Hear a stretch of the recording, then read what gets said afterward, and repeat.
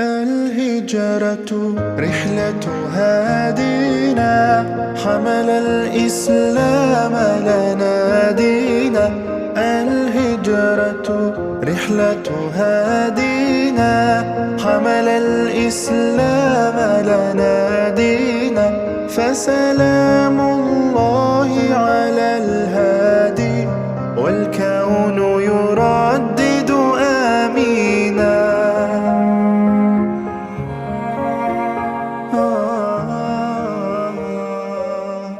رحل الصدق. Assalamualaikum warahmatullahi wabarakatuh.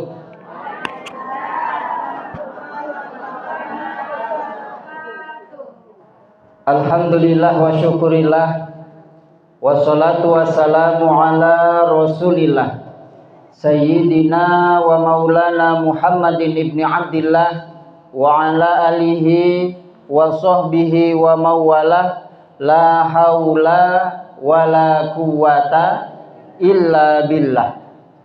Amma ba'du, hadratal muhtaramin, para alim ulama, para ustadz ustazah, jadi pandai yang hadir pada siang hari ini, para orang tua kami. Kemudian yang saya hormati Bapak Penghulu yang diwakili oleh Kaur Keuangan. Kemudian yang saya hormati Ketua BKMT Rantau Bais beserta jajaran pengurus, ibu-ibu PKK, ibu-ibu perwiritan, ketua perwiritan, kemudian rekan-rekan panitia, dan Bapak Ibu hadirin yang saya hormati. Kalau tadi banyak pantun ya Pak, boleh saya ikut pantun? Belajar nih. Pergi belayar membawa pakis, singgah sebentar membeli gamis. Pertama kali saya ke Rantau Bais, ternyata masyarakatnya ramah dan harmonis. Masya Allah, luar biasa. Bapak Ibu hadirin yang dirahmati oleh Allah, bersyukur kita kepada Allah dengan ucapan Alhamdulillahirabbil alamin atas nikmat dan karunia-Nya. Pada siang hari ini Allah pertemukan kita dalam keadaan sehat walafiat. Mudah-mudahan pertemuan kita senantiasa diberkahi oleh Allah Subhanahu wa taala. Amin ya rabbal alamin. Mudah-mudahan berkah kita berkumpul pada siang hari ini. Yang sakit Allah berikan kesembuhan, amin. Yang punya hajat, mudah-mudahan berkah kita berkumpul pada siang hari ini, Allah segera tunaikan hajatnya, amin. Yang belum menikah, mudah-mudahan dekat jodohnya. Banyak. Doakan anaknya, boleh. Mudah-mudahan berkah kita berkumpul pada siang hari ini. Yang punya utang, punya cicilan, cepat lunas hutangnya. Tambah kenceng. Masya Allah. Bersolawat kita kepada Rasulullah Sallallahu Alaihi Wasallam dengan ucapan Allahumma salli ala Sayyidina Muhammad wa ala ali Sayyidina Muhammad. Mudah-mudahan dengan memperbanyak solawat kepada beliau, nantinya di yaumil kiamah kita mendapatkan syafaatnya dan diakui sebagai umatnya. Amin ya robbal. Amin ya robbal. Salatullah salamullah ala toha rasulillah. Salatullah salamullah ala Yasin Habibillah. Salatullah salamullah ala toha rasulillah. Salatullah salamullah ala Yasin Habibillah. Allahumma sholli ala Muhammad. Bapak Ibu hadirin yang dirahmati oleh Allah, gimana kabarnya Bapak Ibu, sehat? Alhamdulillah, luar biasa. Masya Allah, ini luar biasa sekali. Hari ini perdana saya datang kemari, mudah-mudahan ini pertemuan yang senantiasa diberkahi oleh Allah Subhanahu wa Ta'ala. Bapak Ibu hadirin yang dirahmati oleh Allah, sholawat ini adalah satu ibadah, karena ada perintah langsung di dalam Al-Quran kita untuk bersolawat kepada Nabi. Bedanya solawat dengan ibadah yang lain apa Ustadz? Kalau ibadah yang lain, ketika Allah perintahkan ibadah yang lain, Allah itu tidak melaksanakan apa yang Allah perintahkan. Contoh, ketika Allah perintahkan sholat, Allah nggak sholat. Ketika Allah perintahkan zakat, Allah tidak melaksanakan. Tapi ketika Allah perintahkan kita sebagai umat Nabi Muhammad bersolawat kepada Nabi, maka Allah dan para malaikatnya terlebih dahulu bersolawat kepada Nabi Muhammad sallallahu alaihi wasallam. Makanya menjadi satu amalan yang sangat istimewa. Kenapa kita senantiasa bersolawat? Karena Allah dan para malaikatnya memerintahkan kita bersolawat kepada Nabi besar Muhammad sallallahu alaihi wasallam. Dulu ada kisah nyata, Bu. Ada seorang ulama di Mekah namanya Syekh Sofyan Tsauri. Ibu kenal? Oh ya, pokoknya ulama Mekah. Syekh Sofyan Tsauri ini suatu ketika menunaikan ibadah haji, dia menjumpai seorang anak muda ketika sedang tawaf, sambil berderai air mata, tidak ada bacaan yang lain selain bacaan sholawat yang dia baca. Keliling dia tawaf, tidak ada bacaan lain selain dia membaca sholawat kepada Nabi Muhammad SAW.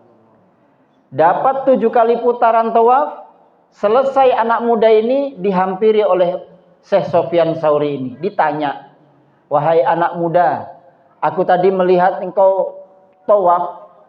Ini tidak ada kalimat yang lain yang kamu baca, padahal ada tasbih, tahlil, kemudian ada doa-doa mustajab di sini. Tapi kenapa engkau cuma membaca sholawat? Anak muda ini tanya, Anda ini siapa? Saya ini Sofyan Tsauri. Berarti ulama yang tersohor di kota Mekah. Orang-orang mengatakan seperti itu. Kalau begitu saya titipkan kisah saya kepada Anda. Ceritalah anak muda ini, Bu. Sebenarnya saya berangkat ke Mekah ini untuk menunaikan ibadah haji ini nggak sendiri. Tapi saya berdua dengan ayah saya. Karena kami dari kota yang jauh, dari kampung yang jauh, perjalanan kami dan kami tergolong orang yang mungkin tidak mampu, hanya bisa membawa seekor keledai. Ibu tahu keledai? Yang dibuat bumbu tempe itu loh, Bu. Oh, kedelai. Keledai ini hewan, postur tubuhnya lebih kecil daripada kuda. Jadi karena cuma dia bawa itu, akhirnya mereka jalan di samping keledainya itu, Bu. Karena perjalanan kami jauh, masuklah ke kota Mekah, belum nyampe di Mekah, belum nyampe di Ka'bah, si ayah ini tumbang. Ketika dia tumbang, gak lama kemudian karena saking kecapeannya tumbang, dia meninggal. Ketika ayah ini meninggal, saya minta tolong setiap musafir yang lewat, saya tolong Pak, berhenti Pak, tolong Pak, bantu pelaksanaan fardu kifayah untuk ayah saya. Satu pun musafir tidak ada yang berhenti, tidak ada yang peduli kepada anak muda ini. Akhirnya anak muda ini memandangi wajah ayahnya, dan yang membuat anak muda ini sedikit kecewa, saya kecewa dengan ayah saya. Apa yang membuat anak ini kecewa? Wajah ayahnya tadi, Bu, dalam pandangannya berubah. Yang tadinya putih bersih menjadi hitam legam. Karena malu anak muda ini, dia ambil serbannya, dia tutupkan kepada wajah ayahnya. Gak cuma ya, seluruh tubuhnya hitam legam. Sehingga apa yang terjadi? Di saat dia sudah kelelahan, dia minta tolong, gak ada yang mau berhenti. Akhirnya dia istirahat di samping jenazah ayahnya. Ketika dia tertidur, antara tidur dan terjaga, anak muda ini melihat seorang laki-laki putih, bersih, tiba-tiba dia menghampiri jasad ayahnya tadi. Dia buka wajahnya, kemudian usap sekali. Setelah itu wajah ayahnya yang tadi hitam legam berubah menjadi putih kembali. Kemudian orang ini mau pergi, ditariklah anak muda ini. Wahai Tuan, Anda ini siapa? Kok Anda mau menolong ayah saya? Padahal saya tadi minta tolong, gak ada yang mau datang. Anda ini malah mau menolong ayah saya. Anda ini siapa? Aku ini adalah Muhammad bin Abdullah. Siapa? Yang hadir adalah Nabi Muhammad sallallahu alaihi wasallam. Kenapa Anda mau nolong ayah saya? Ketahuilah ayahmu ini punya perilaku yang memang kurang baik. Allah hukum dia karena dengan perilakunya ini Allah hukum dia. Tapi ketahuilah, di balik perilaku yang kurang baiknya itu, ayahmu ini nggak pernah berhenti bersolawat kepadaku sehari 1000 kali. Makanya Nabi datang langsung memberikan syafaat saat itu juga, sehingga wajah ayahnya yang tadinya hitam legam berubah menjadi putih. Terjagalah anak muda ini. Kemudian setelah itu dia langsung buka tutup wajah ayahnya tadi. Memang benar berubah. Gak lama kemudian orang-orang yang menuju ke Mekah, Pak, ini singgah, Pak.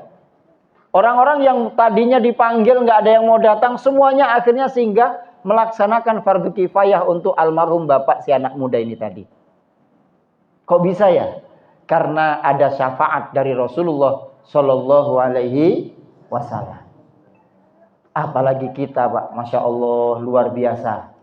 Ya, makanya kita sebagai umat Islam ini nggak terlalu berlebihan ketika ada perayaan Maulid hadir. Ketika ada orang baca sholawat, kita ikut baca sholawat, maka kita tidak terlalu berlebihan karena saat itulah sebagai wujud cinta kita kepada Rasulullah Sallallahu Alaihi Wasallam. Syafaatnya nyata. Terkadang syafaat itu tidak cuma di akhirat, di dunia juga Allah berikan kepada dia. Makanya tidak terlalu berlebihan. Nabi ini punya paman, Bu. Pamannya ini ketika Nabi lahir, Masya Allah sayangnya luar biasa. Tapi ketika nanti dia dewasa menyebarkan Islam, pamannya ini menjadi musuh pertamanya. Siapa namanya? Bahkan namanya ini diabadikan di dalam Al-Quran. Menjadi salah satu nama surat. Ada yang kenal, Bu? Siapa? Pak Abu Bakar. Siapa Abu Bakar? Abu Lahab. Nama suratnya apa? Al-Lahab. Di dalam surat Al-Lahab itu kan diceritakan bahwasanya Abu Lahab dan istrinya kelak akan menjadi bahan bakar api neraka. Kenapa seperti itu? Karena dia memusuhi Islam. Karena dia memusuhi dakwah Nabi. Dia benci kepada Nabi. Tapi sekekal-kekalnya Abu Lahab di dalam neraka nanti, Pak. Setiap hari Senin itu nanti hukuman yang diterima Abu Lahab ini diliburkan. Jadi siksaan yang diterima Abu Lahab ini setiap hari Senin diliburkan. Hari Ahad disiksa. Senin libur, Selasa diazab lagi, hari Rabu diazab lagi, Kamis diazab lagi, Jumat, Sabtu, Ahad diazab, hari Senin libur. Kenapa kok bisa diliburkan seperti itu? Ketika Nabi hendak dilahirkan, di malam Nabi hendak dilahirkan, Abu Lahab ini mengutus budaknya, mengutus pembantunya yang bernama siapa? Suwaibatul Aslamiyah. Apa kata Abu Lahab? Suwaibah, pergi kamu ke rumah Aminah, kabari saya kalau nanti keponakan saya lahir jam berapapun itu bangunkan saya. Akhirnya benar. Menjelang subuh Nabi lahir, si Suwaibah ini Pak langsung bergegas ke rumahnya majikannya. Dia kabarkan, wahai tuan, bangun tuan. Ketika itu Abu Lahab membuka pintu dengan mata merah, marah dia. Berani-beraninya kau bangunkan aku pagi-pagi buta macam ini. Ada apa? Apa jawab Suwaibah? Wahai tuan, bukankah ini perintah tuan? Kalau keponakan tuan lahir, saya disuruh bangunkan tuan jam berapapun itu waktunya. Apa kata Abu Lahab? Wajahnya langsung berubah, langsung sumringah, ya, tersenyum dia. Berarti kamu datang ngabari keponakanku lahir. Iya. Saksikan wahai Suwaibah, saat ini juga kamu saya merdekakan dari budak saya. Jadi dulu itu budak itu, kalau di kita budak itu kan anak-anak kecil ya Bu ya. Kalau dulu Pak, kalau ada negara A dengan negara B perang mereka, kalah negara A, maka apapun yang tersisa itu menjadi harta rampasan. Termasuk orang. Kalau orang jadi budak. Dan budak itu bisa diperjualbelikan. Dan budak ini bisa merdeka juga. Dengan catatan apa? Dia harus bisa membayar sesuai dengan dia bayar dengan majikannya yang dulu. Jadi Suwaibah ini dimerdekakan di saat hari kelahiran Nabi Muhammad Sallallahu Alaihi Wasallam. Makanya siksaan itu setiap hari Senin Allah liburkan. Kenapa? Karena dia pernah bergembira menyambut hari kelahiran Nabi Muhammad. Saat itu juga dia juga bersedekah di hari kelahiran Nabi Muhammad Sallallahu Alaihi Wasallam. Bu, Abu Lahab itu orang kafir, Bu. Dia nggak iman kepada Nabi Muhammad. Dia nggak percaya kalau Nabi Muhammad itu adalah utusan Allah. Dia nggak percaya kalau Allah itu adalah Tuhan kita. Tapi Abu Lahab ini mendapatkan syafaat karena pernah gembira menyambut kelahiran Nabi Muhammad. Apalagi kita, Pak. Hari ini kita dinyatakan beriman kepada Allah. Kita percaya Allah Tuhan kita. Kita percaya Rasulullah itu adalah Nabi kita. Hari ini kita menyambut hari kelahiran Nabi. Maka kalau Abu Lahab saja dapat syafaat, apalagi kita sebagai umat Islam yang hari ini datang, ini pasti akan mendapatkan syafaat yang jauh lebih besar daripada syafaatnya Abu Lahab. Ya. Amin ya robbal alamin. Makanya nggak terlalu berlebihan. Kita sebagai umat Islam ini setiap bulan Maulid menyambut datangnya hari lahir Nabi Muhammad, mengecas rasa cinta kita kepada Nabi Muhammad Sallallahu Alaihi Wasallam. Bapak Ibu hadirin yang dirahmati oleh Allah. Oleh karena itu di momentum yang baik ini, ayo sama-sama kita perbanyak sholawat kita. Mulai hari ini kita targetkan minimal kita bersolawat 10 kali dalam sehari. Sikit kali Ustaz, rantau bais mana mau sikit-sikit kayak gitu. 100 kali, kurang banyak Ustaz, 1000 kali. Rantau bais kok dilawan, ya kan? Luar biasa. Masya Allah. Kuat kira-kira Bu? Kuat? Ibu bersolawat sekali, nanti Allah akan menurunkan rahmat kepada kita, itu sebanyak 10 kali. Kita bersolawat 10 kali, Allah akan menurunkan rahmatnya sebanyak 100 kali. 100 kali kita bersolawat dalam sehari, Allah akan menurunkan rahmatnya 1000 kali. Makanya terkadang solawat ini sama teman-teman ini dibuat sebagai bentuk uji coba kadang. Bener nggak ya? Apa yang dijanjikan Allah dan Rasulnya? Memang benar. Terbukti. Makanya dulu ada satu kisah Bu. Ini tentang keajaiban solawat. Apa? Ada salah satu orang punya utang. Kalau dikurskan hari ini, itu utangnya itu sekitar 150 juta. Cuman karena yang berhutang ini orang yang nggak punya, ya, untuk menutup utang itu dia pinjam. Aslinya kecil-kecil, Cuman karena untuk menutup semuanya, biar dia utang kepada satu orang saja, dia utang. Dia datangi, Pak, saya punya utang banyak, nominalnya 150 juta. Bisa nggak saya pinjam uang Bapak untuk melunasi itu semuanya?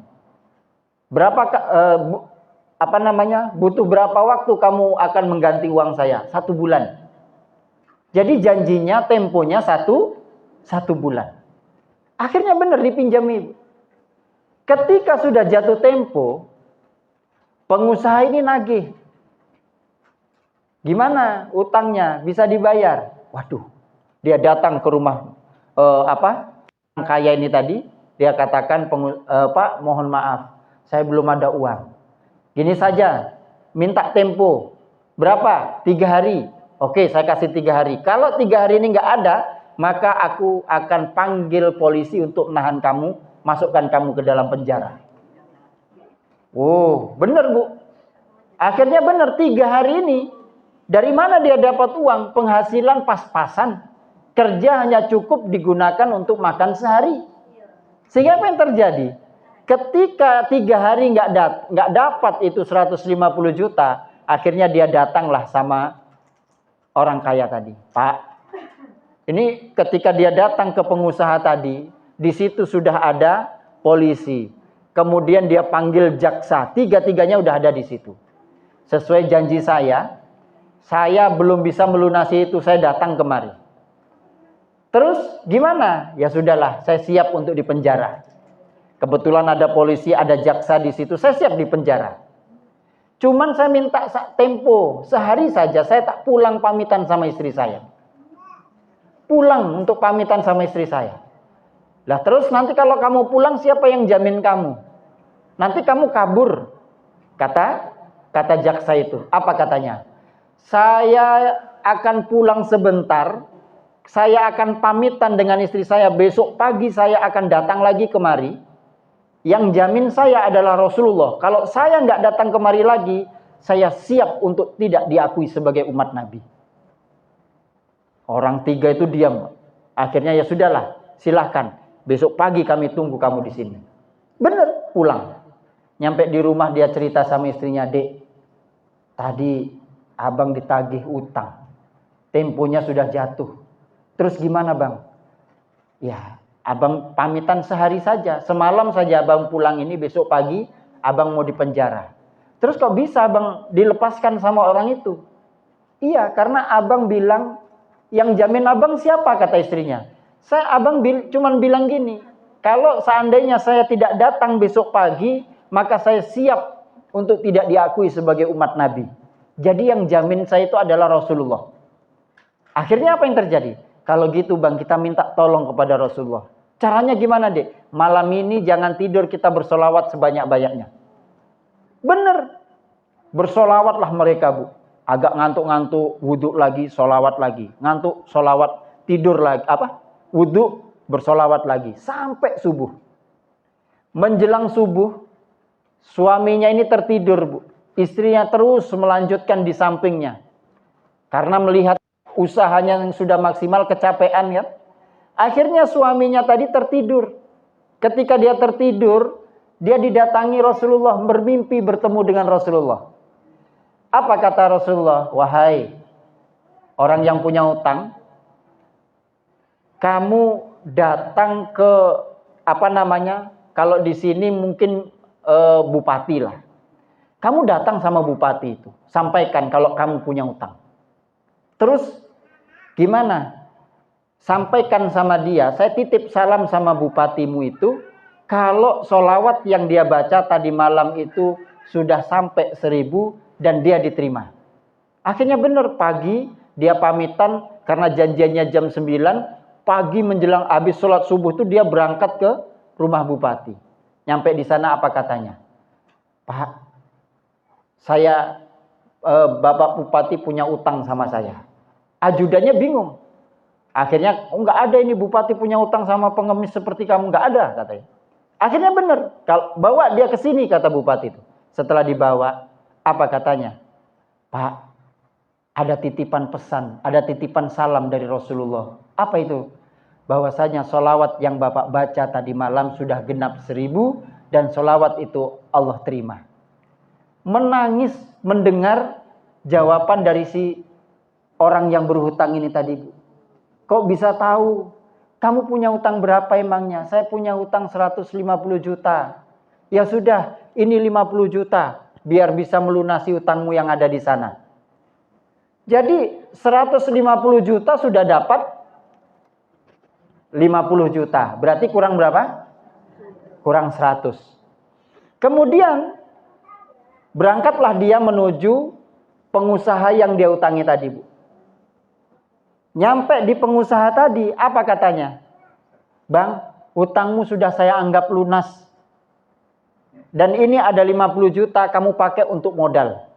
Loh kok bisa begitu, Pak? Iya, tadi malam Rasulullah mendatangi saya dalam mimpi. Apa kata Rasulullah? Kalau kamu bebaskan hutangnya, maka aku akan membebaskan kamu dari siksaan api neraka. Coba, udah dapat berapa, Bu? 100. Dia datang ke polisi, dia datang ke jaksa, sama. Kalau kamu tidak mempersulit dia, kamu membebaskan dia, aku akan bebaskan kamu dari siksaan api neraka. Masing-masing ngasih 50. Jadi dia dapat 200 juta.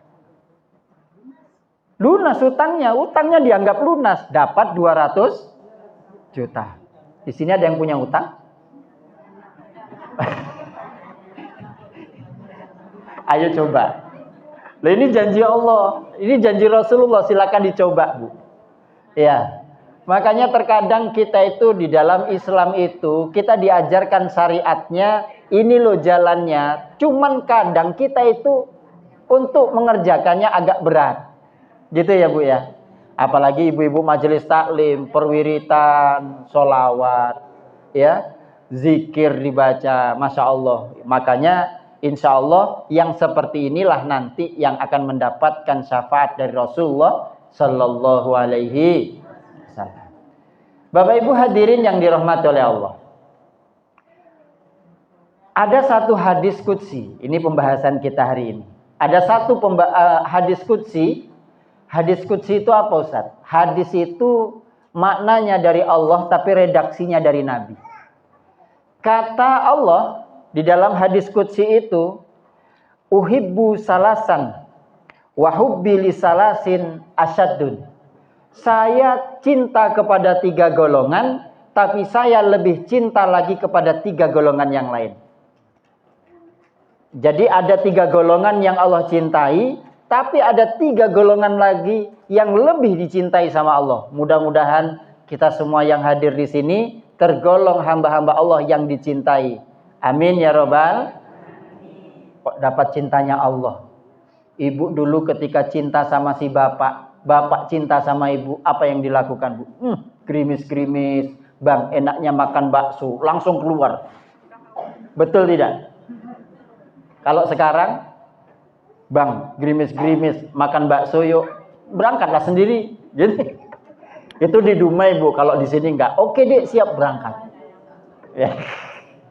Masya Allah, dulu ketika lagi cinta-cintanya si bapak, jalan berdua sama ibu, ibu kakinya tersandung, hancur batu itu dibuat. Kurang ajar, batu kok ada di sini, kurang ajar. Gitu, Bu ya. Wah, luar biasa. Sekarang anak 5 jalan berdua bergandengan, istrinya kesandung batu, hancur dibuatnya, Bu. Tapi bukan batunya, hati istrinya dibuat hancur sama suaminya. Apa kata suaminya? Matanya ditaruh. Ini di Dumai, Bu. Kalau di Rantau Bais, ya Allah sayang. Gitu.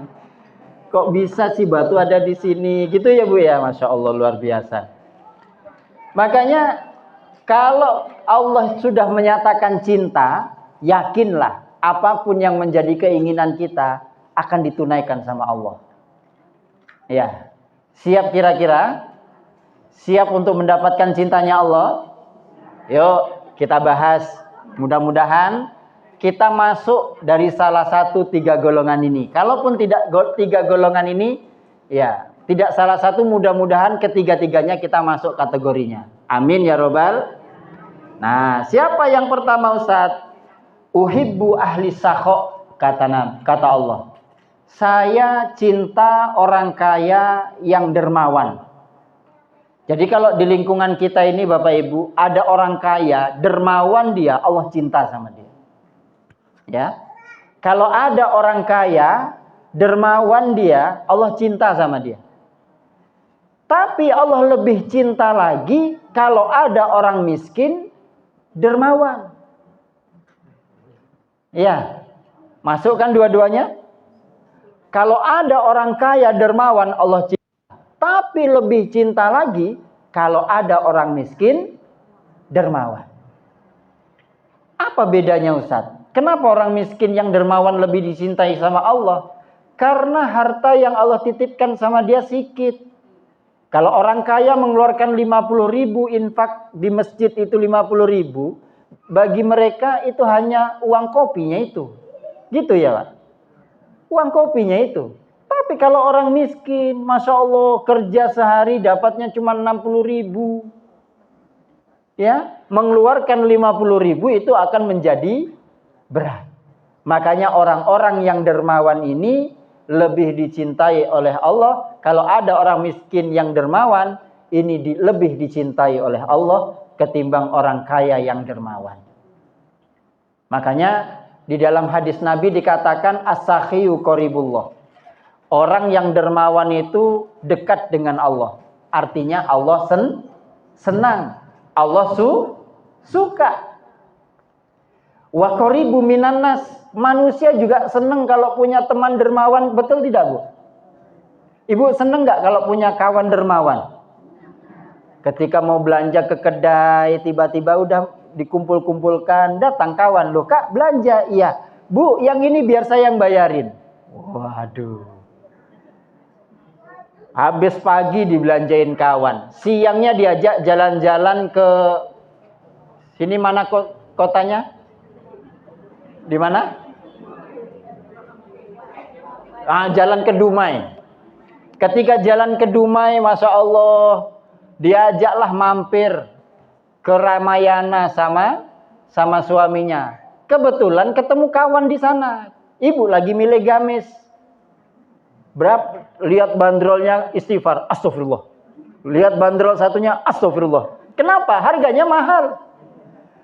Akhirnya datang kawan, loh Kak, di sini. Iya, ya Allah Kak, lama kita nggak jumpa. Udah dapat bajunya. Ini loh, baru mau tak ambil, cocok warnanya, pas sama ukurannya. Setelah lihat harganya, istighfar aku. Gak apa-apa Kak, yang ini biar saya yang bayarin. Wah, seneng gak Bu? Setelah dari Ramayana jalan Bu, di Jalan Sudirman Dumai itu ada jejer-jejer toko emas. Ibu masuk pula di sana. Lihat cincin, lihat gelang, Masya Allah, dipilih pula kalung yang beratnya itu 15 gram. Setelah lihat harganya berapa ini Bang? Sekian. Astagfirullah. Istighfar lagi dia. Tiba-tiba dari dalam toko tuh ada kawan ibu masa kecil. Ya Allah Kak, di sini. Iya. Bang, ini biar saya yang bayarin. Kira-kira seneng gak Bu? Seneng gak Bu? Ibu kok senengnya dibayarin terus toh? Ya sekali-kali bayarin gitu loh. Ya Masya Allah. Pasti orang juga akan seneng kepada kita. Seneng. Makanya kalau kita itu punya orang yang teman yang dermawan, itu senang sekali. Ya, wa qaribu minan nas wa qaribu minal jannah, dekat dengan surga.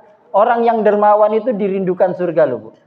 Dan yang terakhir, wa ba'idum minan nar, orang yang dermawan jauh dari api neraka.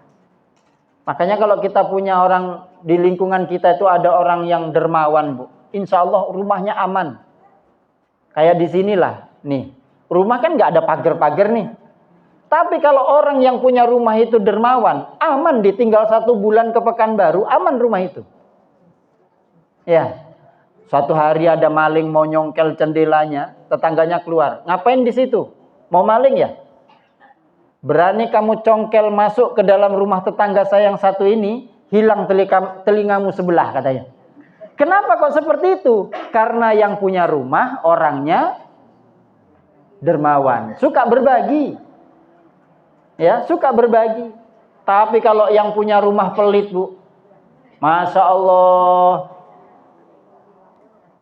panen duren, tetangganya cuma dapat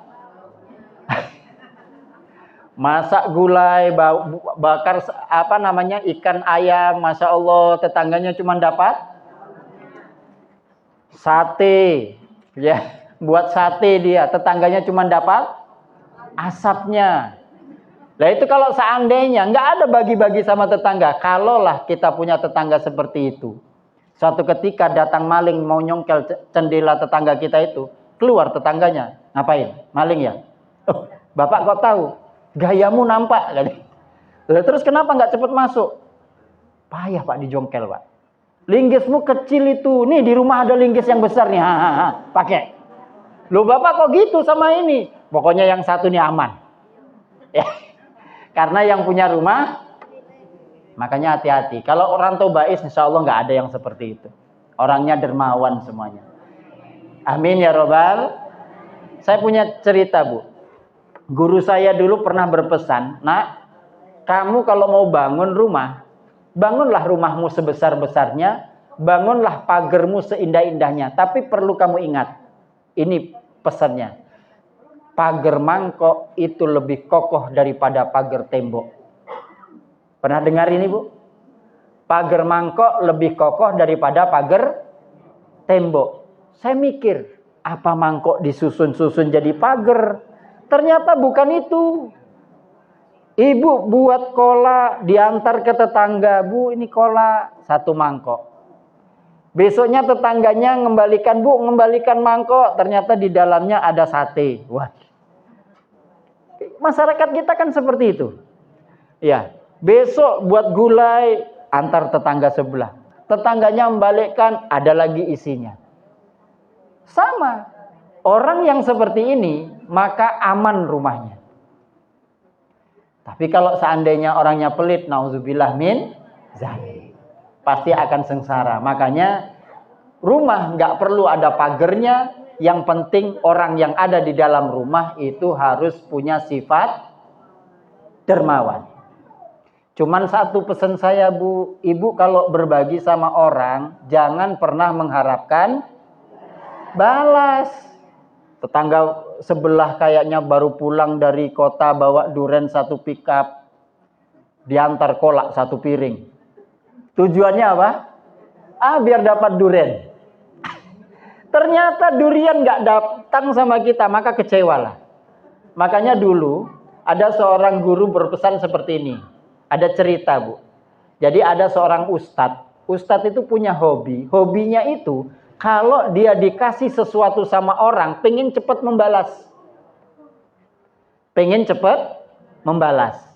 Jadi suatu ketika dari kampung itu ada seorang anak muda panen ubi jalar apa namanya? Kalau di sini apa namanya, Bu?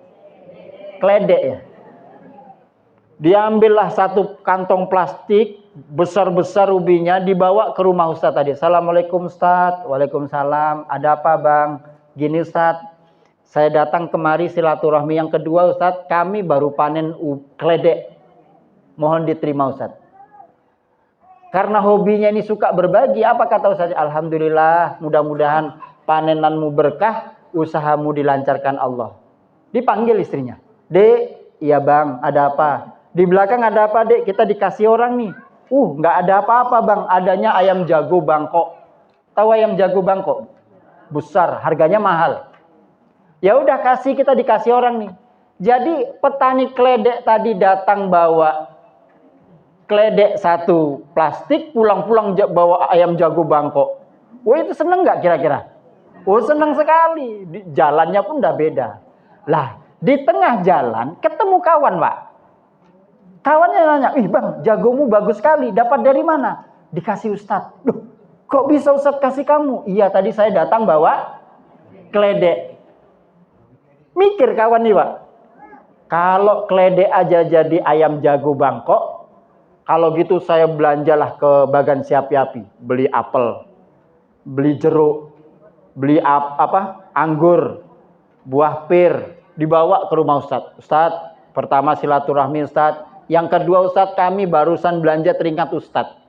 Mohon diterima Ustadz. Alhamdulillah Bang, mudah-mudahan usahamu berkah, lancar, anak-anakmu jadi anak-anak yang soleh. Terima kasih. Hobinya apa tadi? Hobinya apa tadi? Pengen cepet membalas pemberian orang. Dipanggil istrinya, Dek, iya Bang, ada apa? Kita dikasih orang lagi nih Dek, di belakang ada apa? Udah nggak ada apa-apa Bang, adanya keledek. Ya udah kasih katanya. Jadi dia datang bawa pertama keledek, pulang-pulang bawa ayam bangkok. Yang kedua, dia bawa macam-macam buah-buahan, harapannya kalau keledek saja jadi ayam bangkok. Kalau ini nih kata dia, kalau tidak sapi minimal, harapannya kan gitu Pak. Ternyata pulang-pulang bawa. Makanya kalau kita itu nggak boleh berbagi sama orang itu ngarep-ngarep pembalasan yang jauh lebih besar. Ketika kita berbagi, niatkan karena Allah. Nanti Allah lah yang akan memberikan balasan itu. Insya Allah. Yang pertama, golongan pertama yang dicintai dan lebih dicintai Allah adalah orang kaya yang dermawan. Tapi Allah lebih cinta lagi kalau ada orang miskin yang yang kedua. Yang kedua, wa uhibbul mutawaddi'in. Saya cinta kepada orang miskin yang rendah hati. Rendah hati artinya apa, Bu? Rendah hati artinya tidak sombong. Saya cinta kepada orang miskin yang rendah hati. Tapi Allah lebih cinta lagi kepada orang kaya yang rendah hati. Kenapa kok Allah lebih cinta sama orang kaya yang rendah hati? Karena orang kaya itu punya potensi sombong. Apa yang dia sombongkan? Hartanya. Sebaliknya Bu, Allah benci kalau ada orang kaya sombong. Tapi lebih benci lagi kalau ada kalau ada orang miskin sombong. Allah benci sekali itu. Ya. Nampak dia mau jalan ke kedai, ditegur, "Kak mau kemana?" "Kedai." "Yuk naik motorku." "Aku nggak sudi naik motor bututmu." Besok ketika giliran kita punya mobil, nampak dia masih jalan, Bu. Kira-kira mau ditumpangi? Masya Allah, kalau ibu-ibu rantau baik tetap kami tumpangi Ustaz. Kasihan dia, ya luar biasa. Makanya golongan kedua yaitu Allah cinta kepada orang miskin yang rendah hati, tapi Allah lebih cinta orang kaya yang rendah hati. Dua-duanya dapat. Posisi kita kalau kaya dapat, kalau posisi kita miskin juga dapat. Ya. Makanya sombong ini kan sebenarnya adalah hak Allah, Pak. Yang berhak sombong itu adalah Allah. Kenapa Allah berhak untuk sombong? Karena semuanya beliau punya. Kaya ada, ilmu ada. Lah kita ini kan sebenarnya cuma titipan toh. Iya kan? Cantik titipan. Apakah wanita itu akan cantik terus? Ya, titipan. Apakah yang kaya itu akan kaya terus? Apakah yang kuat-kuat itu akan kuat terus? Tidak. Ya, apakah yang glowing itu akan glowing terus? Ya, Masya Allah. Semuanya titipan. Makanya gimana caranya biar kita tidak sombong? Kita tiru tuh tukang parkir, Pak. Tahu tukang parkir, Bu? Tukang parkir tuh luar biasa. Hatinya sangat besar. Mau parkir mobil Pajero, Alphard, ya, kemudian Fortuner, sepeda. Dia parkir, seneng dia. Ketika semuanya diambil, dia nggak susah hati. Malah gembira. Namanya tukang. Kenapa? Karena dia merasa itu adalah titipan. Makanya yang harus kita olah dalam diri kita, semua yang sedang kita nikmati hari ini, semuanya itu adalah titipan. Yang harus kita olah apa? Jadikan semua itu hanya sebatas titipan dari Allah dan jauhkan dari kepemilikan yang mutlak. Ya, jauhkan dari kepemilikan yang mutlak. Ya, anak itu titipan. Suami itu titipan. Suatu saat suami kita akan diambil lagi, Bu. Siapa yang ngambil? Siapa pelakor tadi bilang? Yang ngambil Allah kok pelakor ibu nih. Ya, yang ngambil adalah Allah. Dan kita akan terpisah dengan suami kita. Makanya ibu-ibu yang dirahmati oleh Allah, apapun posisi kita hari ini, ya, datuk penghulu kah, ya, kaur keuangan kah, ini semuanya titipan. Hari ini kan kaur keuangan, siapa tahu besok akan jadi datuk penghulu, kan nggak tahu kita kan Bu. Betul tidak? Luar biasa kan, Masya Allah. Amin kata jamaah. Nah, saya nggak ikut-ikut. Mudah-mudahan kalau saya berharap jadi camat, ya kan Bu ya? Iya. Luar biasa. Kemudian Bapak Ibu yang dirahmati oleh Allah, nomor 2, yang dicintai Allah orang miskin yang rendah hati, tapi Allah lebih cinta lagi kalau ada orang kaya yang rendah hati. Ya, mudah-mudahan ini bisa kita amalkan. Kemudian yang ketiga, yang terakhir, nanti kita buka sesi tanya jawab. Ya, siapa tahu nanti ada yang ingin ditanyakan. Yang ketiga, golongan yang dicintai Allah, yang ketiga adalah wa uhibbut taibin, kata Allah. Saya cinta kepada orang tua yang bertaubat. Di usia tuanya dia bertaubat kepada Allah. Di usia tuanya dia taat kepada Allah. Di usia tuanya dia mau wirid. Ya. Di usia tuanya dia mau wirid. Di usia tuanya dia mau sholat. Tapi Allah lebih cinta lagi kalau ada anak muda, di usia mudanya dia sudah taat dan bertaubat kepada Allah. Makanya di Dumai sana Bu, saya punya jamaah wirid. Ibu-ibu juga. Masya Allah itu yang hadir itu Bu. Kami wiridnya di musola kecil. Di musola kecil itu yang hadir itu gadis-gadis tahun 60-an. Jadi duduknya itu nggak secantik ini Pak. Jadi baru duduk, baru mulai sebentar itu udah balik badan, kakinya. Lalu yang sekarang ada selonjor nggak apa-apa Bu, nggak apa-apa. Faktor usia nggak apa-apa. Justru yang ada yang tanya sama saya, Ustadz, kami wiridnya cuman bisanya kayak gini. Ini kira-kira boleh nggak ya? Adab nggak ya katanya. Apa saya bilang sama mereka? Bu, justru yang seperti inilah yang Allah suka. Justru yang seperti inilah yang Allah cintai. Ibu di usia tuanya seperti ini masih mau wirid, Allah cinta sama ibu, saya bilang. Ya, tapi lebih cinta lagi, orang itu dikatakan tua itu umurnya berapa sih? Ayo. Kalau pegawai itu dikatakan tua harus pensiun itu sekitar 58 tahun. Ya, katakan usia 50 tahun ke atas tua, 50 tahun ke bawah muda. Kita gitu kan. Coba sekarang saya pengen tahu, yang usianya 50 tahun ke atas ada? Ada banyak. Ya, 50 tahun ke bawah ada? Ada. Kita turunkan grade-nya. 40 tahun ke bawah ada? Oh, ada juga, luar biasa. 30 tahun ke bawah? Oh, ada. Oh, Korea kita. Oh, Korea kita. Makanya terkadang di sana itu lucu, Bu. Ada anak muda itu datang sama saya, Ustadz, itu kakek-kakek itu kok setiap sholat 5 waktu dia datang ke masjid. Apa kira-kira dia tahu kalau malaikat Israel itu siap-siap datang sama dia? Saya bilang, ngawur kamu ini. Ngawur kamu ini, pemikiranmu sesat, saya bilang. Loh kok bisa gitu? Justru yang tua datang ke masjid itulah yang Allah cinta. Tapi yang lebih cinta lagi, kalau kamu yang muda ini nggak usah banyak komentar, berangkat ikut ke masjid sama kakek itu, saya bilang. Gitu ya Ustaz? Iya.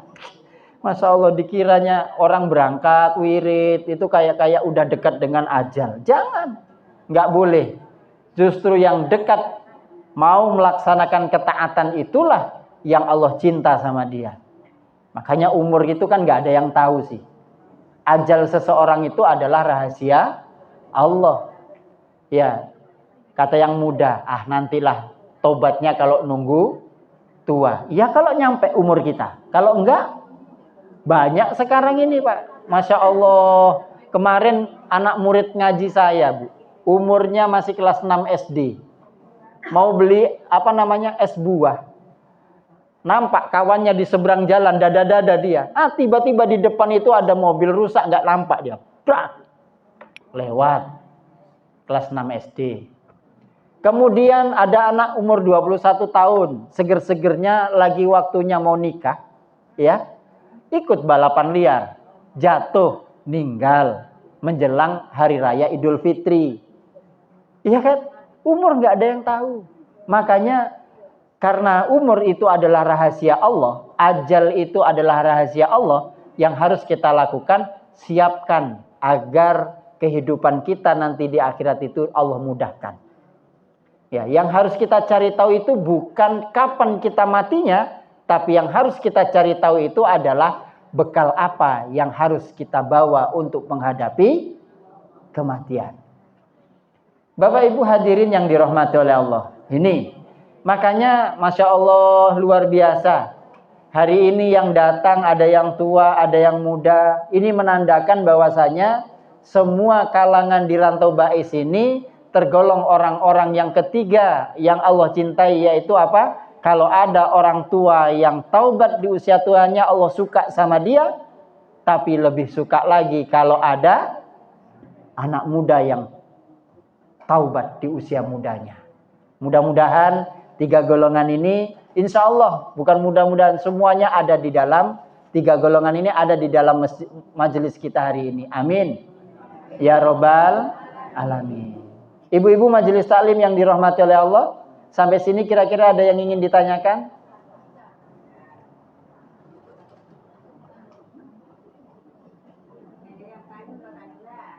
Ayo, silakan.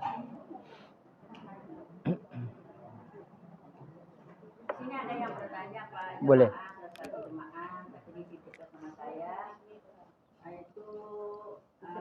Iya Bu. Tidak berteguran dengan tetangga, apa hukumnya?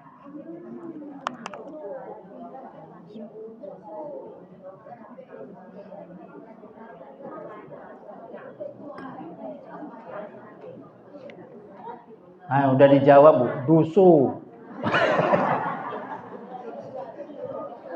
Ya. Berdusu. Baik. Di dalam kehidupan kita itu kita nggak boleh meremehkan 5 golongan. Kalau kita remehkan 5 golongan, maka kita akan mendapatkan kerugian. Salah satu di antara yang kita tidak boleh remehkan dalam kehidupan kita adalah tetangga. Kenapa kita nggak boleh remehkan tetangga? Karena kita nggak akan mendapatkan manfaat daripada tetangga itu. Apalagi nggak mau tegur sapa. Ya, apa manfaat dari tetangga itu, Bu? Hidup ini kan nggak sendirian. Makanya Nabi mengatakan kalau kita hidup bertetangga, berdampingan, duduk seperti ini 1 jam saja, nggak ada maksiat, nggak ada dosa kita buat, maka sama seperti ibadah 40 tahun lamanya di atas gunung sendirian. Makanya ketika kita hidup berdampingan kok bisa rukun, Masya Allah, pahalanya jauh lebih besar. Nah, hidup berdampingan dengan tetangga ini, ya, manfaat dari tetangga itu banyak. Di antaranya apa? Ketika kita punya hajat, yang cuci piring biasanya siapa? Ya, tetangga. Yang terima tamu biasanya siapa? Tetangga. Yang melayani tamu-tamu biasanya siapa? Tetangga.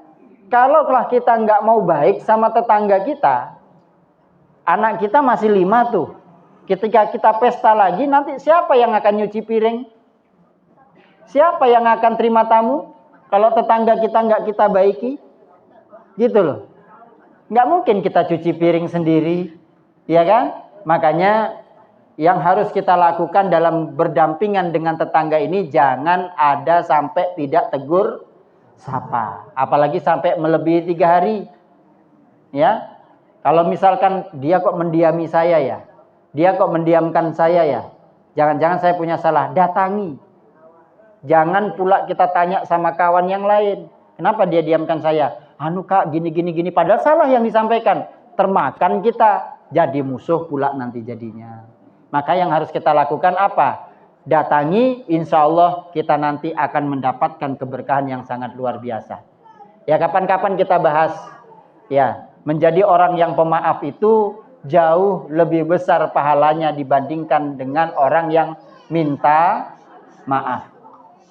Ya, tetangga itu luar biasa. Makanya caranya bagaimana berbuat baik sama tetangga, minimal jangan melakukan kezoliman. Tahu kezoliman? Zolim itu apa sih? Zolim itu apa? Perbuatan kalau kita lakukan orang lain terganggu. Bu, di rumah punya sound system boleh tidak? Boleh tidak? Boleh. Tapi waktu nyetelnya dilihat. Jangan jam 2 malam kita nyetel banter-banter tetangga lagi mau tidur. Saya dulu punya tetangga baru-baru pindah ke Dumai, Bu. Tetangga saya itu orang cari kayu di hutan, Bu. Apa namanya? Bala. Ya. Jadi perbaiki sinso itu jam 12 malam. Disetel sama dia. Wow, orang tidur terjengkang semuanya dari tempat tidur. Itu kalau kita tegur langsung berantem itu, Bu. Terus gimana cara negurnya? Bapak itu langsung keluar di ruang tamu.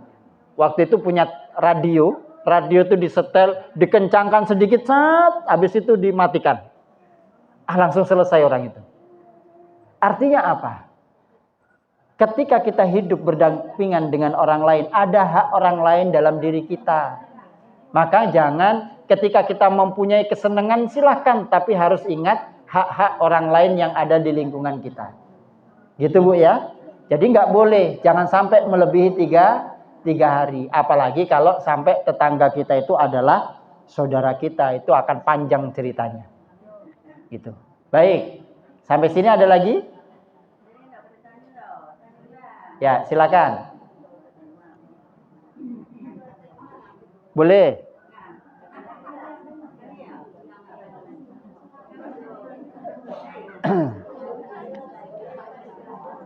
Ayo, di luar tema boleh, silakan. Kalau bisa saya jawab, kalau enggak maka nanti perlu diundang lagi biar saya jelaskan PR-nya gitu.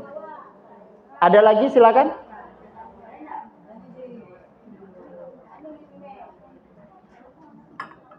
Saya tanya dong, Badayati.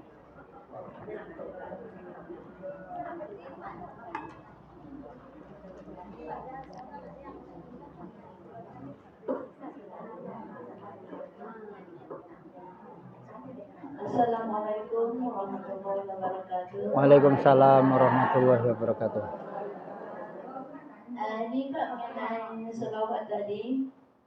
Selawat itu ada yang panjang, ada yang selawat nama Muhammad aja. Yang mana yang bagusnya yang dipakai, yang diamalkan untuk sehari-hari? Itulah. Terima kasih. Assalamualaikum warahmatullahi wabarakatuh. Waalaikumsalam warahmatullahi wabarakatuh. Pertanyaan yang bagus. Sholawat mana yang paling bagus yang kita baca?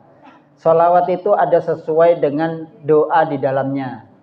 Ya, kalau kita mau minta rezeki, maka sholawat yang mengandung doa rezeki di dalamnya.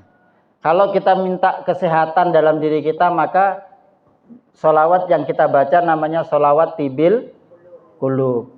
Kalau misalkan kita minta dijauhkan dari orang-orang zalim, namanya sholawat Allahumma sholli ala Sayyidina Muhammad wa aswilis zolimin bizzolimin. Itu namanya sholawat aswil. Ya. Jadi minta kepada Allah, ya Allah, dengan sholawat yang saya baca ini, sibukkanlah orang yang menzolimi kami dengan kesibukan mereka masing-masing. Jadi jangan sampai dengan mereka itu menzolimi kita gitu. Ya, minta kepada Allah. Makanya sholawat itu disesuaikan dengan doa yang ada di dalamnya ketika kita punya hajat masing-masing.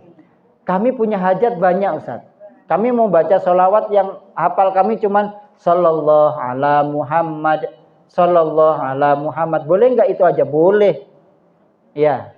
Sholawat umum boleh, silakan. Ya. Kalau panjang-panjang misalkan nggak nyampe 1000 kali, kami maunya 1000 kali, boleh. Sallallahu ala Muhammad, sallallahu ala Muhammad, boleh. Itu Bu ya. Ya.